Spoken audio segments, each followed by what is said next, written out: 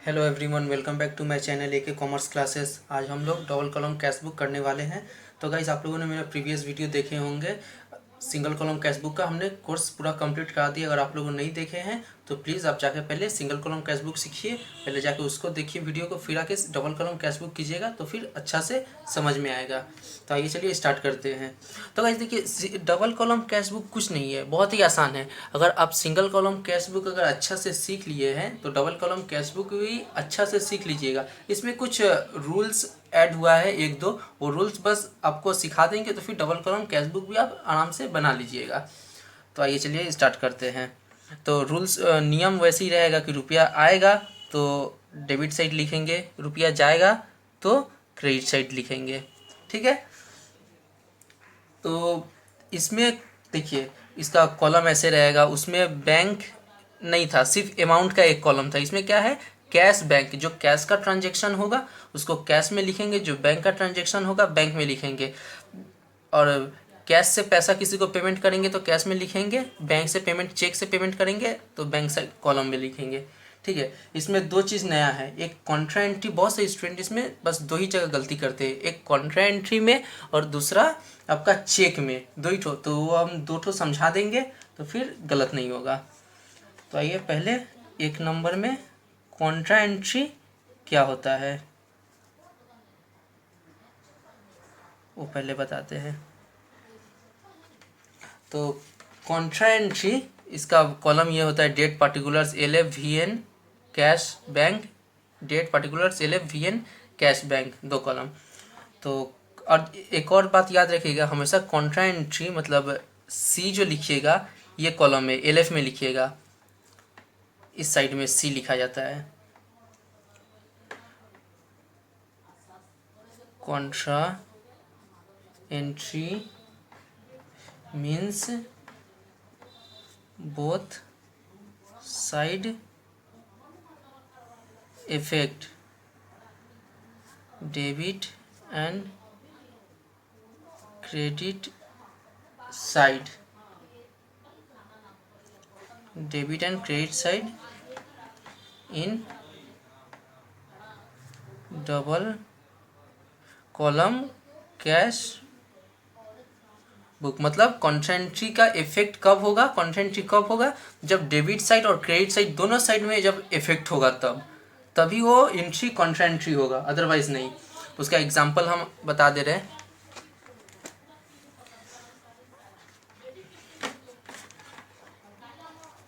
Example हो गया, कौन कौन सा एंट्री कॉन्ट्रेंट्री होता है। Cash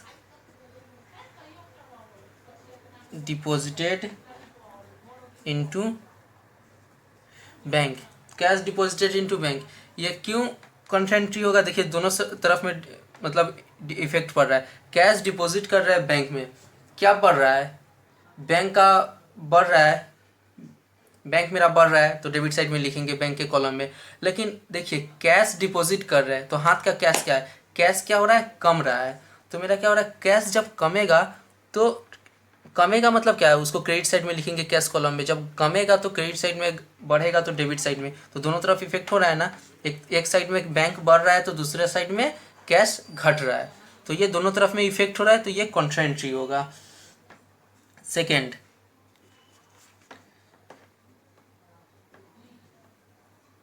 withdrew from bank for office use. Withdrew from bank for office use, यहाँ पे देखिए ऑफिस यूज़ के लिए बैंक से पैसा विड्रू कर रहे हैं। विड्रू मतलब क्या, बैंक से पैसा उठाना। तो यहाँ पे देखिए एक तरफ में क्या हो रहा है, घट रहा है। कौन सा कॉलम घट रहा है, बैंक का, बैंक घट रहा है। और क्या हो रहा है, कैश का मेरा कॉलम बढ़ रहा है, कैश कॉलम बढ़ रहा है। तो दोनों तरफ इफेक्ट हो रहा है ना, एक साइड में बैंक घट रहा है, दूसरे साइड में कैश बढ़ रहा है, तो दोनों साइड का इफेक्ट पड़ रहा है, तो ये भी कॉन्ट्रा एंट्री होगा। या फिर ऐसे भी दे सकता है, विड्रू फ्रॉम बैंक, एक ही बात है, विड्रू फ्रॉम बैंक, ऐसे भी दे सकता है। तीसरा,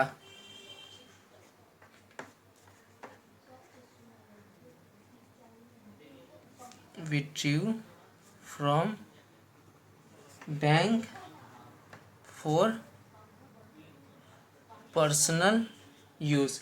यहाँ पे देखिए पर्सनल यूज़ को अंडरलाइन कीजिए। क्या है, पर्सनल यूज़ जहाँ भी रहेगा वो कॉन्ट्रा एंट्री नहीं होगा। क्यों नहीं होगा? पर्सनल अकाउंट तो हमेशा जहाँ भी पर्सनल यूज़ रहेगा वो ड्राइंग्स अकाउंट हो जाता है।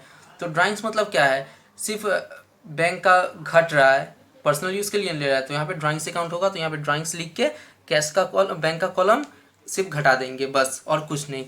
तो ये कॉन्ट्रा एंट्री नहीं है, समझे? ये कॉन्ट्रा एंट्री नहीं है। यही बस ये कॉन्ट्रा एंट्री के एग्जांपल हम दे दिए। अब दूसरा चेक। चेक में गलती करता है बहुत जन। अब चेक का समझा देते हैं।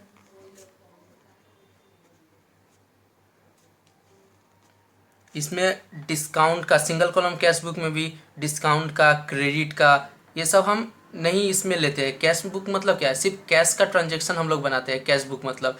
इसमें कोई क्रेडिट का सामान या फिर डिस्काउंट अलाउड या डिस्काउंट रिसिप्ट का एंट्री नहीं लेते हैं, छोड़ देते हैं। अब चेक का example they they.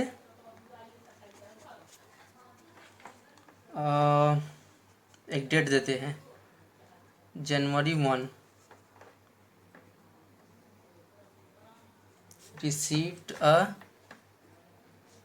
check from Mr. X rupees 10,000 and deposited into bank. दूसरा पहले लिख लेते हैं, उसके बाद समझाएंगे। January 5, received a check from Mr. X rupees 5,000। उसके बाद फिर एक ठो January 7, deposited the check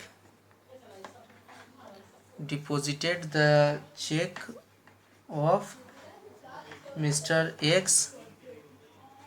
into bank. उसके बाद और एक ठो लिख देते हैं January 8, endorsed Mr. X check to Mr. Y। तो आइए एक एक करके समझाते हैं। पहला January 1 को क्या हुआ, received a cheque from Mr. X rupees 10,000 and deposited into bank. मतलब क्या हुआ, मिस्टर X से 10,000 का चेक रिसीव कर रहा है और उसको बैंक में जाके डिपॉजिट कर रहा है। तो यहाँ पे क्या हो जाएगा, ये कॉन्ट्रा एंट्री होगा? नहीं, इसको जाके हम लोग डायरेक्ट बैंक में जब रिसीव कर रहे हैं, बैंक में जाके चेक डाल दे रहे हैं। तो क्या हो रहा है, मेरा बैंक कॉलम बढ़ रहा है, तो ये डेबिट साइड में बैंक का कॉलम बढ़ा देंगे। तो January 5 को देखिए, received a cheque from mister X rupees 5,000। यहाँ पे बोला है कि, नहीं बोला है ना कि चेक को हम लेके जाके फिर रिसीव करके उसको बैंक में जाके डिपॉजिट कर रहे हैं, नहीं बोला है ना। उसके बाद आप देख लीजिए January 7 को बोला है, deposited the cheque of mister X into bank. मतलब कि उससे जो 5 तारीख को जो हम मिस्टर X से जो चेक लिए थे, वो हम January 7 तारीख को हम डिपॉजिट कर रहे हैं जाके बैंक में।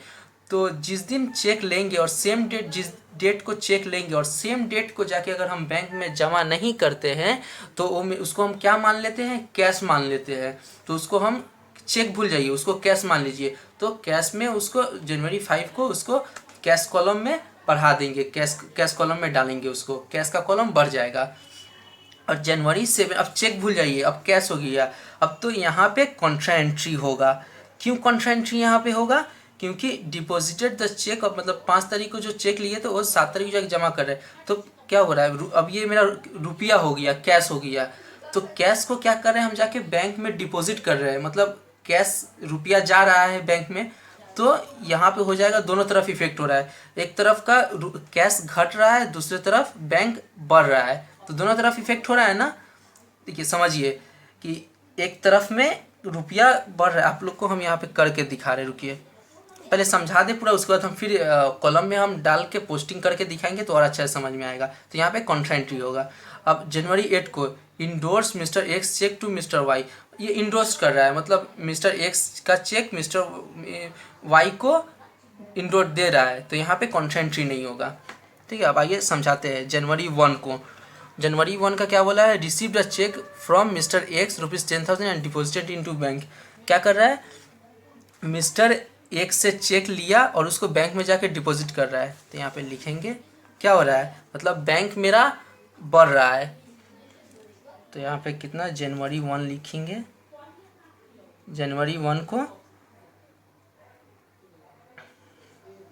चेक किससे ले रहा है, मिस्टर, तो टू मिस्टर एक्स अकाउंट। कितना का चेक लिए हैं, कितना 10,000 का, उसको जाके बैंक में डाल रहे हैं, तो बैंक कॉलम मेरा बढ़ रहा है 10,000। हो गया कंप्लीट ये वाला 1 नंबर। उसके बाद दूसरा क्या बताए थे, रिसीव्ड अ चेक, यहाँ पे received a cheque from mister X ₹5,000। तो इसको क्या बोले थे कि इस सेम डेट को जाके बैंक में जमा नहीं कर रहा है, डिपॉजिट नहीं कर रहा है, तो इसको हम क्या मान लेंगे, कैश मान लेंगे, मेरा कैश का कॉलम बढ़ा देंगे। तो उसके बाद देखिए जनवरी 5, जनवरी 5 को क्या हो जाएगा, टू किससे चेक लिए थे, mister X account, cash column बढ़ जाएगा 5,000 बढ़ा। अब देखिए जनवरी 7 को deposited the cheque of mister X into bank, मतलब वही चेक को क्या कर रहा है, बैंक में जाके डिपॉजिट कर दे रहा है 7 तारीख को। तो ये दोनों तरफ इफेक्ट होगा, आइए दिखाते हैं कैसे इफेक्ट हो रहा है दोनों तरफ। तो यहाँ पे लिखेंगे पहले जनवरी 7, दोनों तरफ में डेट लिख दीजिए। जनवरी 7 क्या हो रहा है कि किसका कॉलम बढ़ रहा है, बैंक बढ़ रहा है, तो बैंक में बढ़ा देंगे। कौन सा, वही 5,000। देखिए यहाँ पे अमाउंट नहीं दिया हुआ है, तो received a cheque from mister X ₹5,000, वही अमाउंट लिखेंगे। 5,000 का चेक था ना, 5,000 यहाँ पे लिखेंगे। पहले बैंक में जाके डाल रहा है, तो बैंक का कॉलम बढ़ा देंगे 5,000।